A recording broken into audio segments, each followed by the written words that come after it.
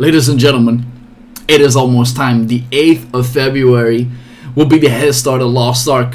For those of you who haven't bought a Founders Pack, it will be the 11th of February.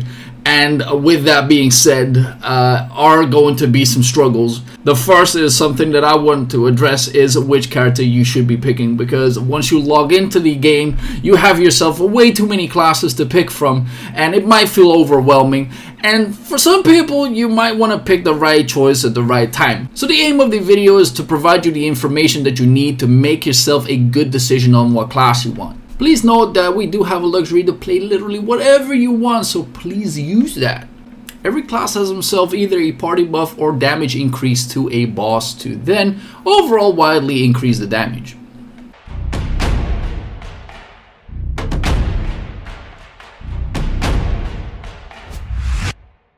So to start this out and you create a new character, you then have yourself some classes ranging from warrior, magician, fighter, hunter, and assassin. And each of these, once you check the subclass preview, has itself its subclasses. For the assassin, that would be a blade, demonic, and reaper. Don't take me on the names just yet because they are named differently into the EU and ENA version. Now do keep into account that the moment that you pick one of these classes, it means that the class is set for life. You can then not delete it once again. Now this is necessary information because the moment that you make your very first character is the character that will be set as your main character. This means that the founder pack items that you will receive will then be put on these characters. So do make sure, for all of you people that want to hog all of the names that you possibly want, make your main first. But then let's go over some of these classes. Let's start with the basics, and that will be the supports in this game. And it consists of two. You can check yourself the Holy Knight, aka Paladin, or you go to Magician and you can check yourself Bard. But before we go into that, let me emphasize on what a support in this game is. It doesn't necessarily mean, like in any MMO, that you can just stand in the back and press your heals. No. This requires actual timing because not only do these classes have very limited heals, no, you will provide people buffs and you will provide themselves shields. So these classes are basically catered toward the people that have very impeccable timing, know the game's mechanics, and like to ping people's ears off because they need to stand in a certain position. Now let's start off with the Holy Knight. This is a guy with a sword and a book. Yes, ladies and gentlemen, a book so you can read bedtime stories to people. Now what makes this class interesting is that this class can also be build DPS. Is it necessarily meant as one? I don't think so, especially on the PvP side. So when it comes to insane visuals, if you like that, Holy Knight might be one of your characters. Also, in most of the cases, the skills look just ferocious. You feel like you absolutely decimate people. But what separates a Holy Knight from a Bard is the fact that he has a cleanse, and it also heals in all of the builds. Whereas with Bard, you gotta make a particular build where you can then not do any damage anymore.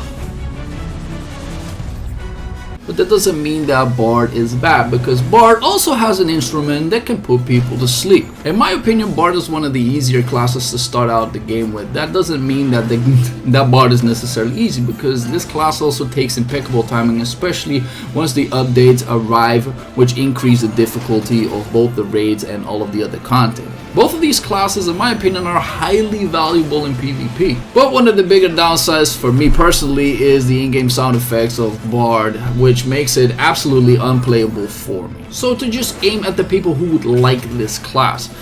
If you want to run a daycare where people are just running around not doing what the hell you want to ping them into absolute submission and try to save them from imminent danger, then yes, this might be the class for you. Moving over to the next class, and that would be Berserker. And for those of you who are anime fans, you are instantly reminded by Gas. And by any means, this class is ferocious. If you want to feel strong, this is one of them. Nasty AoEs, clunky movements, and a berserk state where he just glows, turns red, skills become faster, hits even more ferocious than previously, then this might be a class for you. However, within this game, within the upcoming content that gradually becomes harder, will become also more punishing for the Berserker. The reason for that is his skills are slow. which then means that you gotta look for windows of opportunities to do damage. Onto the PvP side of things, I am not that much of a fan myself, but he is capable of doing a ridiculous amount of damage once he goes into the Berserk state. So if you are good with patience, good with window of opportunities, and exploit those, this might be a character for you.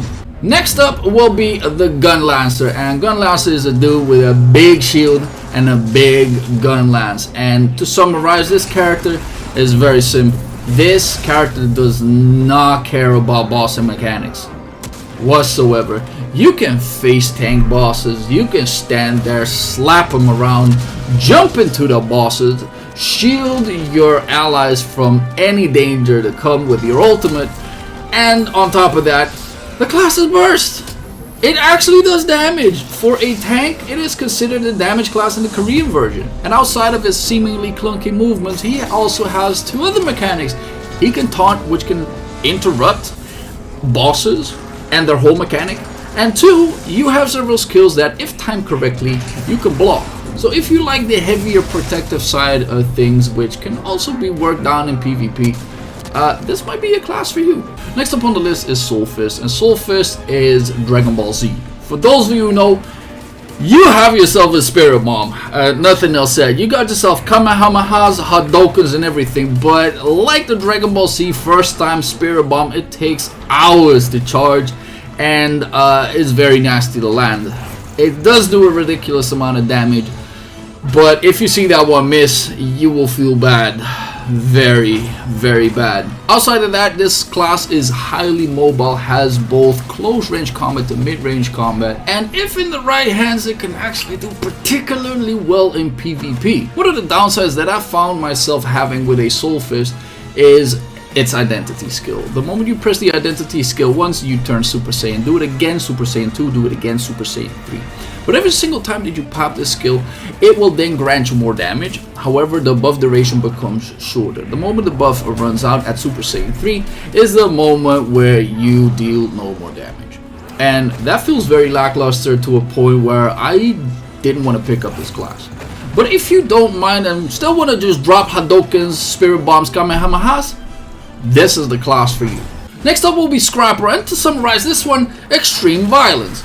This class, outside of the other two classes, is a little bit more clunky, but the AoEs are way bigger and feel way heavier, and in turn will allow you to have super armor frames, which will help you in PvP. Some of the Korean community actually mention this class being the most balanced class of all. It can be played everywhere, it doesn't necessarily excel anywhere, but it can be built on two different types of builds. For one, you can go for a heavy burst type of damage with slow skills, but on the other hand, there are faster skills that you can also play, and both of these builds are viable. So if you want to have a versatile class that has multiple builds and an extreme sense of violence with probably one of the best in-game sounds, this might be the class for you. Next up is the offside between Striker and War Dancer, and the differences are not just the chromosome. For what I know, Striker is the better half on the PvP side of things, and War Dancer feels a little bit more on the PvE side. But both of these classes have close range combat, the closest if anything, because both of their skills are so short in range, which requires impeccable positioning. However, if you aren't frightened by anything of that, and you like fast-paced gaming, and a lot of skills at your disposal, this might be the class for you. Coming up next is Sharpshooter, and Sharpshooter is one of these classes that got touched upon with patch on patch on patch.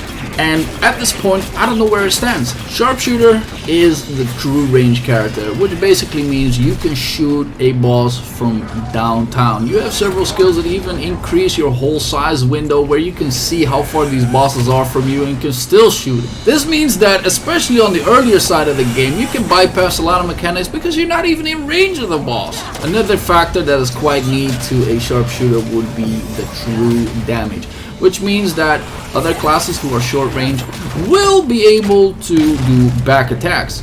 This class doesn't. Reason why? Because it always does the same. It really doesn't matter which side the boss is facing. So if you want to sit back in your lazy chair, a Sharpshooter might be a class for you. Next up will be Artillerist, and for those of you who like tower defenses and actually set yourself on the ground, shoot a lot of lasers, ridiculous amount of damage, then this is a class for you. However, it comes with a downside, and the downside is this class is a little bit clunky. He is slow, doesn't have much mobility skills, which in turn means that the moment the updates progress, the difficulty progresses, this class will have a harder time being utilized. But on the PvP side of things, this class is absolutely hilarious because you can set people on fire. What more do you want? Next up is the offset between Gunslinger and Deadeye, and both of them remind me of Devil May Cry for absolutely no reason. However, you could be shooting guns at people. But with both of these classes, you can put bullet holes in people. You have a ridiculous amount of skills because the identity skill will allow you to swap guns, which in turn will give you different skills. Which means that you need to be a person that is aware of his cooldowns, know the management, and like to spam your keyboard for no reason. The only differences to me with a Gunslinger and a Deadeye is that Gunslinger has rifles that are longer range and still pack a lot of punch, whereas Deadeye is more close range than the other. Which in turn means that Deadeye is more mechanically intensive because you need to know the boss mechanics, be able to press all the buttons that is necessary, whereas Gunslinger can sit back and relax a little bit and shoot people in the dome piece. For the PvP side of things, I barely see any Deadeyes, and Gunslingers is one of the few that are still within the top of the PvP ranking. So to quickly summarize this, high mobility, lots of buttons pressed, if that is something that you enjoy, this might be the class for you. Next on the list is Sorcerers, and Sorcerers took the spot of Summoner, and I'm not quite sure why they did this, and to some people it is highly questionable because Sorcerers only becomes good in the later patches due to the engravings. However, does that mean that this class is absolutely bad? No, because this class is about one of the most appealing classes in the game. And that is not just by the character module. The skills look absolutely gorgeous. Like the impacts of the skills is absolutely unrivaled. It is a very easy class to get into, does a ridiculous amount of sustainable damage. So for people who start out this game, this class might be really good. On the PvP side of things, because the Russian server is filled with sorcerers, I fight them ever so often. And I don't like them that much because they seem pretty cheap. I mean good. So if you like big numbers, flashy skills, and beautiful looking skills, this might be the class for you. Shadowhunter is the next up on the list, and by any means I think this class is different from any other in the game. The reason why is because of its identity skill, where you can transform, have yourself a different skill set that will allow you to murder everything in your path. The class is said to be both mid-range as well as close range, has great mobility, is pretty decent in PvP, and its overall combat is really fluid. On the Korean version, there are actually people who are having different builds, which is similar to the Scrapper, where you can build two different ways. In this case, you can make a build that will stay into the usual form and allow you to do damage. This way you don't ever have to transform. However, there's another build that only utilizes this transform build. How this really plays out, we will still have to wait several patches, but I do think that with the versatility, it allows people to use different builds altogether.